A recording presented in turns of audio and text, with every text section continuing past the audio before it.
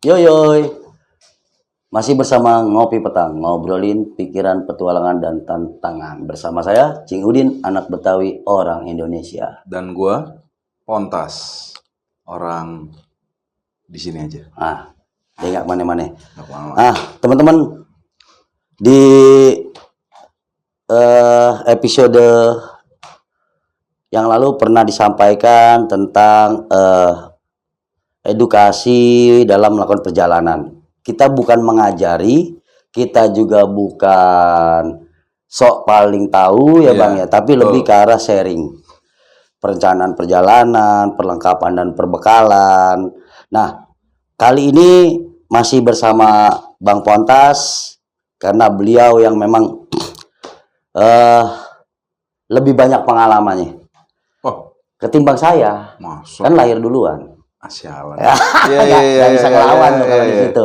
Nah, kali ini kita masih dalam koridor kenapa Ngopi Petang harus jadi teman perjalanan. Betul. Ya enggak? Karena kita bukan hanya ngobrolin pikiran, petualangan, dan tantangan, tetapi semua berlandasan dengan ilmu pengetahuan. Jadi ada based on-nya. Nah, Bang, menurut lo dalam ini langsung benang merah kali ya. Kalau dalam satu acara ada tuh benang merahnya ya. Nah, kali ini apa sih Bang? Dalam kita, gue mau jalan atau temen-temen yang lain mau jalan ke satu tempat, apa sih yang harus disiapin sebenarnya? Nah, dari A sampai Z-nya tuh. Oke. Jadi ini berdasarkan pengalaman gue ya. Pengalaman gue. Yang pertama yang kita perlu lihat itu tentunya tempat yang kita tuju dulu. Contoh, jalur Gunung Gede akan berbeda dengan jalur Raung. Ya, kita perlu tahu dulu. Kenapa? Ini nantinya akan menentukan satu latihan fisik yang kita perlukan. Tuh. Mungkin ya bukan ngecilin.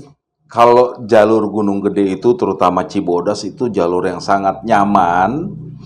Lo pelan-pelan juga bisa, tetapi tetap butuh latihan fisik. Kenapa? Gue beberapa kali nyoba naik tanpa latihan fisik, itu kebanyakan sih ada aja deh yang ketarik. Gitu loh. Jadi tetap butuh mungkin 2 bulan sebelumnya. Teman-teman tuh butuh latihan fisik, tapi yang pasti tinggal disesuaikan aja. Kalau Raung mungkin harus lebih intens olahraganya. Tapi kalau Gede mungkin bisa lebih santai, seperti itu. Tapi tetap fisik harus dipersiapkan dalam perjalanan. Betul. Oke.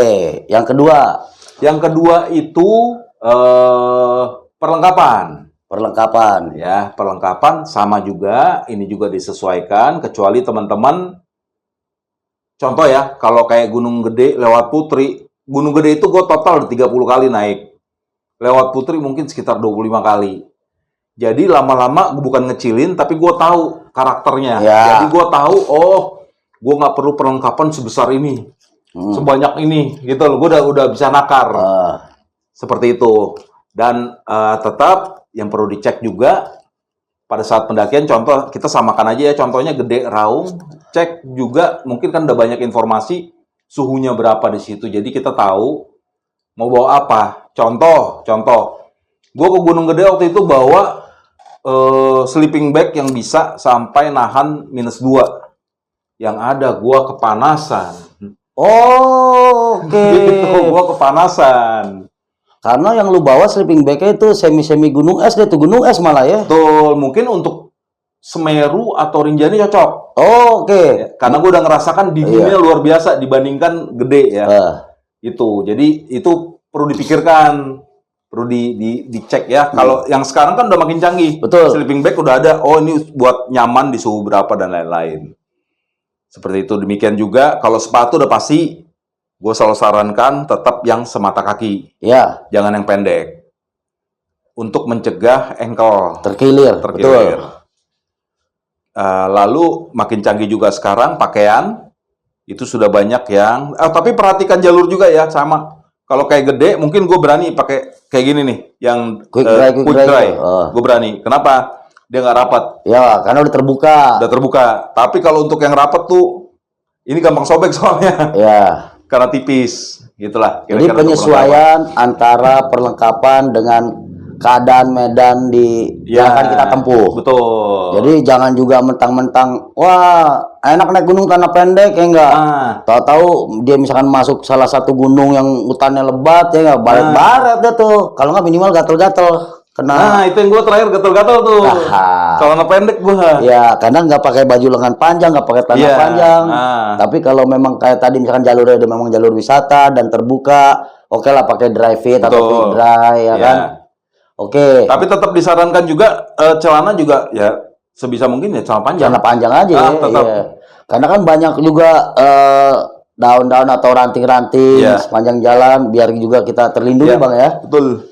Jadi selain fisik, peralatan, dan tentunya pasti akan menyesuaikan juga perbekalan karena lama tempuh Bang ya. Lama tempuh. Perbekalan ya tetap seperti yang mungkin pernah kita informasikan kalau kita kita udah tahu, oh naik gede cukup 1 malam 2 hari gitu ya. Ya siapin cadangan. Ya cadangan itu pun biasanya gue bukan yang cadangan banyak-banyak, biasanya gue akan sediakan di satu plastik buat es apa dulu tuh, yang es mambo. Itu beras masukin situ udah satu untuk asumsi gue sekali makan misalnya, itu kan jadinya nggak berat untuk cadangannya, itu tetap dibutuhkan. Kuncian ya, kalau bahasa anak-anak dulu tuh kuncian ya, itu buat safety emergency kita. Sama satu lagi juga biasanya dulu gue selalu menyediakan 1,5 liter yang nggak akan gue buka kecuali darurat, itu buat cadangan banget air. Ya tapi sekarang udah banyak kok perlengkap, gue udah punya tuh perlengkapan ABRI yang dia per 50 mili airnya, udah plastik-plastik kecil. Itu buat darurat kan, yang penting sini nggak kering kan. Dia udah di paket-paket satu plastik-plastik. Boleh nanti suatu saat kita jumpa lagi, akan ditampilin tuh perabotan-perabotan yang memang sekarang lebih efisien. Betul. Termasuk makanan-makanan yang suka dipakai sama orang-orang trail running itu Bang, yang tuh makanan kayak gel-gel begitulah. Pokoknya mereka nambah nutrisi tuh, yang nggak perlu masak-masak gitu loh. Ya. Obat-obatan pun sekarang ada, kalau terkilir atau keseleo atau bagaimana sedikit nyeri-nyeri, itu ada yang semprot-semprot. Iya, betul. Nah, itu perlu. Ternyata memang pengetahuan itu sangat diperlukan. Oke, tadi pertama adalah penentuan tujuan, kemudian persiapan masuk latihan fisik, peralatan dan perbekalan. Ya. Selanjutnya, Bang?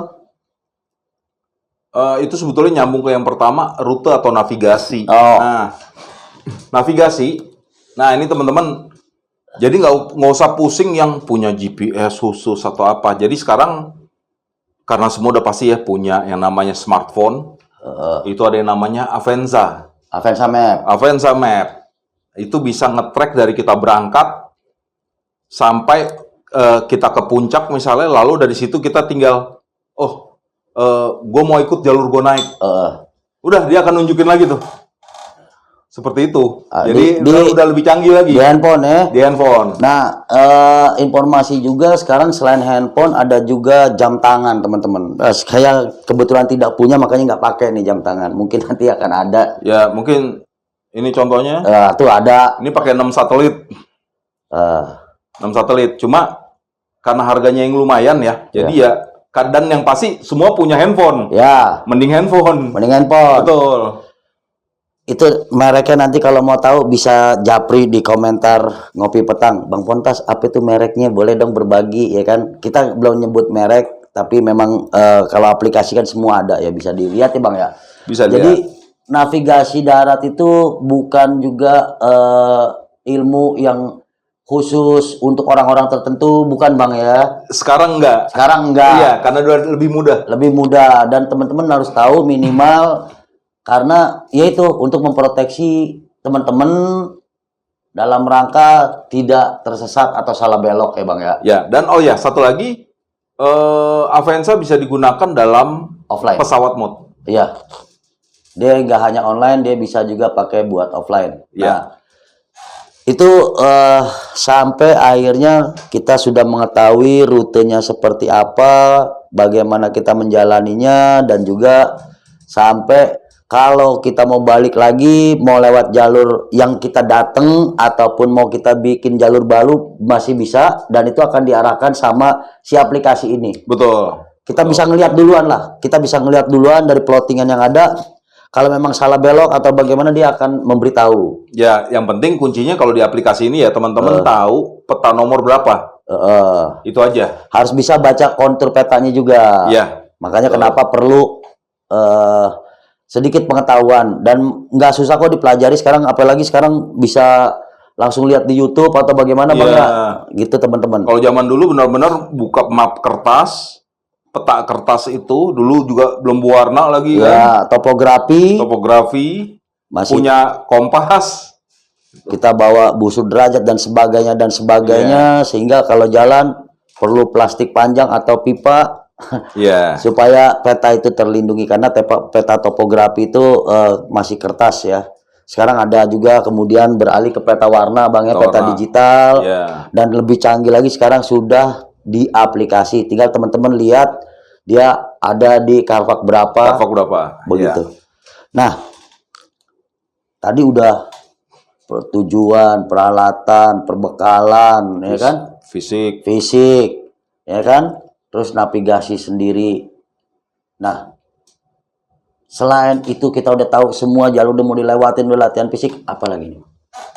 Obat-obatan yang pasti. Nah, di sini obat-obatan ya, emang kebanyakan jargonnya obat-obatan yang dibutuhkan gitu ya, biasanya. Ya, atau bawa obat-obat pribadi. Nah, obat-obat pribadi. Nah, kuncinya sebetulnya ya, jadi ada dua, bisa teman-teman juga, teman-teman udah tahu dulu sakit apa, itu satu. Ya. Kedua, atau konsultasilah ke dokter dulu. Ya. Itu kedua. Tapi kalau misalnya teman-teman merasa sehat, biasanya kalau yang umum gua bawa tuh obat sakit perut, udah pasti. Ya, obat sakit perut, lalu obat sakit gigi. Wah, gua tadi ngalamin tuh. Itu kenapa ya? Dulu gue nggak ngerti ya, mungkin salah kita juga dulu, zaman dulu itu karena saking menjaganya lingkungan, kita nggak pernah bawa odol. Paling kita bawa sikat tapi kosong, terus kumur pakai air garam biasanya. Jadi garam tuh jangan lupa, itu penting banget tuh. Memang nggak, tapi sikat gigi itu perlu untuk melepaskan kotoran yang nyelip. Iya, bekas makan. Nah, karena apa? Efek dulu begitu, geraham gue udah hilang 2. Ya, di atas udah hilang 2. Itu kerusakan yang akhirnya ketahuannya gitu udah lama. Udah ketahuan. Nah, nyambung lagi ke obat-obatan satu itu, lalu kemudian minyak perlu, tapi gandapura usahakan itu, karena gandapura ini dia tidak menimbulkan dingin. Gitu. Kalau yang lain pasti dingin, minyak angin atau jangan bawa kayak gitulah. Gandapura itu menghangatkan, tapi pada saat kena angin dia tidak dingin. Itu sih yang paling penting sih kalau obat-obatan ya. Kalau ya mungkin gue nambahin ya, kalau gue pribadi selain menyiapkan obat-obat umum ya, obat-obat umum dalam artian kayak tadi Bang Pontas bilang, misalkan diare, obat diare atau obat pusing atau apa gitu kan. Nah, kalau gue minyak tuh pakai minyak kayu putih. Dan yang lebih utama menurut gue adalah kalau memang lu ini yang tahu keadaan fisik diri lu sendiri. Lu harus minimalnya adalah menyampaikan kepada temen lu obat yang lu bawa.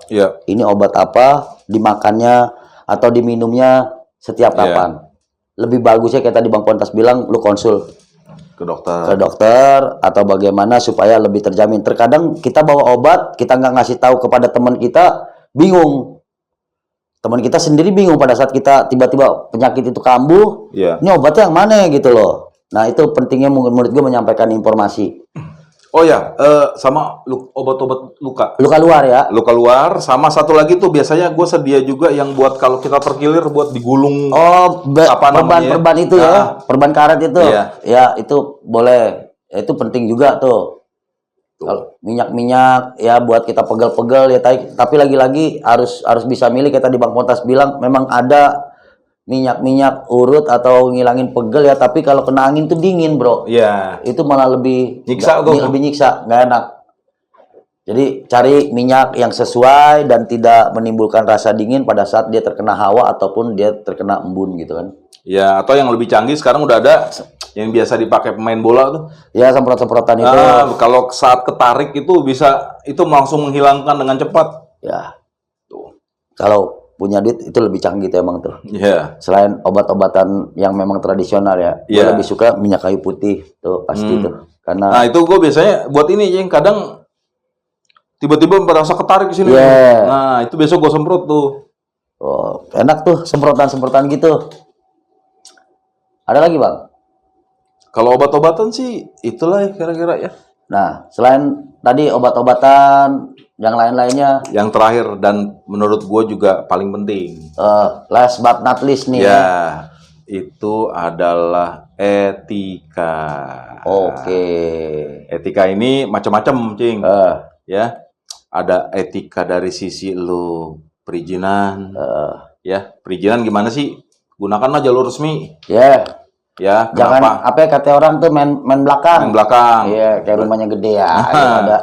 Kenapa? Pertama, biar terdata, ya. Karena mereka akan ngelihat nih siapa yang belum turun biasanya, dia akan ngecek. Gitu. Ini penting banget.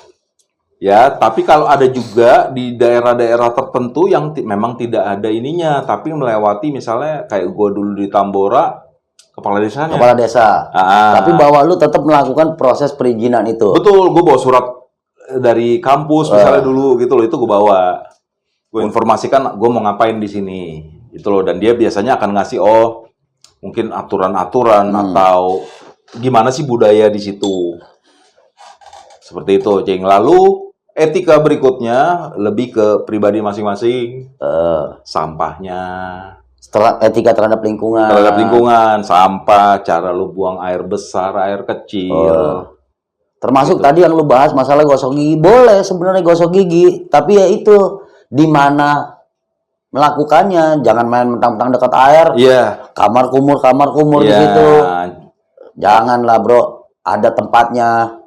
Kan kita bisa atur-atur itu ya, Bang ya. Ya, lalu kayak mencuci misting misalnya, itu jangan langsung di situ. Biasanya gua ambil air dulu, pindahin ke tempat yang ini. Baru nyucinya tidak di dekat sumber air. Jangan mentang-mentang gampang, lu kocok-kocok, buang lagi ke situ. Sementara air itu buat minum halayak orang banyak, termasuk hewan yang ada di situ. Iya, betul. Itu loh, Bro, biar tidak tercemar. Lalu etika lingkungan selanjutnya itu adalah memang saat ini banyak larangan untuk membuat api unggun ya. Tetapi pada saat darurat menurut gua bisa dilakukan dengan catatan. Mungkin ya kita main aman ya, kita gali dulu. Yes. Gali lubang, bikin alur udara, jadi dia main di tengah. Supaya tidak terjadi apa-apa. Ya, kebakaran hutan apapun. Dan jadi benar-benar dijauhkan. Itu memang sebenarnya banyak dilarang, tapi menurut gue pada saat darurat mau nggak mau. Iya. Gitu loh. Dan satu lagi teman-teman, yang dimaksud api unggun sama Bang Pontas ini bukan api unggun kayak lu ngadain hajat besar, enggak. Atau yang pas camping ya, gede-gede, bukan dan gitu. Dan juga bukan dengan kayu-kayu yang lu menebang, tapi bawa ranting, pohon-pohon tumbang. Dan api yang dimaksud ini api untuk menghangatkan. Bukan api untuk besar-besaran menerangi, enggak, bukan buat pesta-pesta, tapi untuk menghangatkan.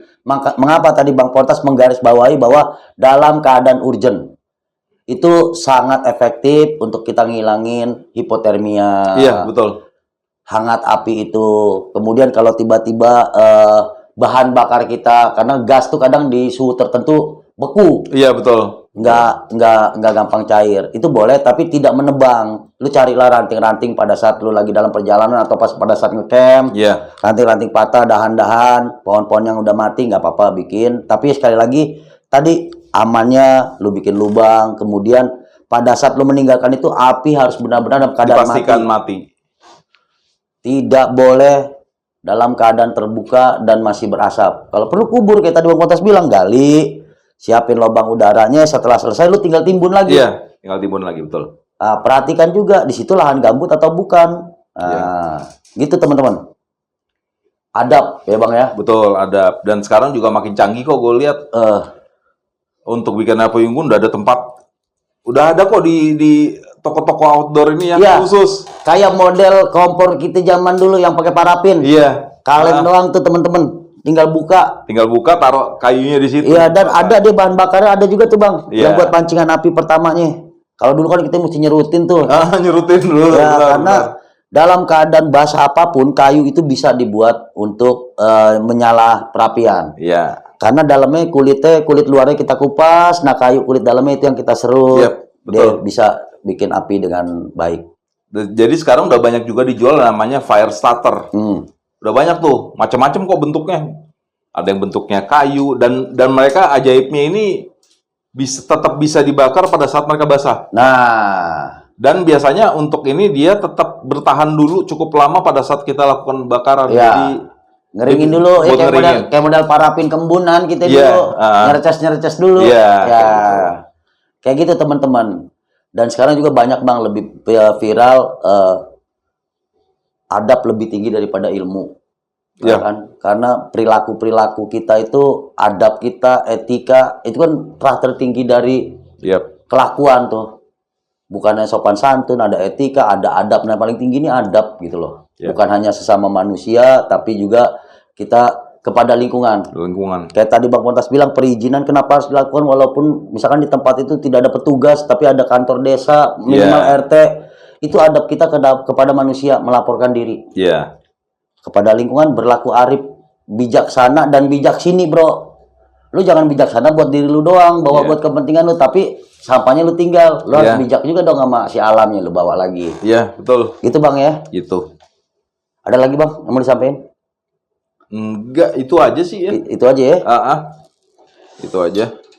Jadi tadi perencanaan dari mulai tujuan, fisik, peralatan, perbekalan, ilmu tentang medan, dalam hal ini navigasi, banyak alat-alat yang sudah menunjang, ya kan? Obat-obatan, baik yang umum maupun yang khusus, dan harus diinformasikan kepada teman seperjalanan. Dan last but not least, adab bro. Adab lu berlaku di dalam satu tempat. Kita punya pepatah, di mana bumi dipijak, di situ langit dijunjung. Ya kan? Nah, mudah-mudahan apa yang disampaikan menjadi manfaat. Dan monggo teman-teman kalau ingin ada yang kurang disampaikan, monggo tulis di komentar kita, atau teman-teman mau berbagi melengkapi apa yang tadi kita sharing, karena ini juga berdasarkan pengalaman. Tapi based on-nya jelas, bukan hanya kita melakukan, tapi juga memang kita pernah mempelajari dalam kegiatan kita. Nah, mungkin ilmu kan berkembang terus, kalau memang ada penambahan yang baru, monggo kita terbuka. Itu Bang ya. Siap. Terima kasih, sampai ketemu di Ngopi Petang.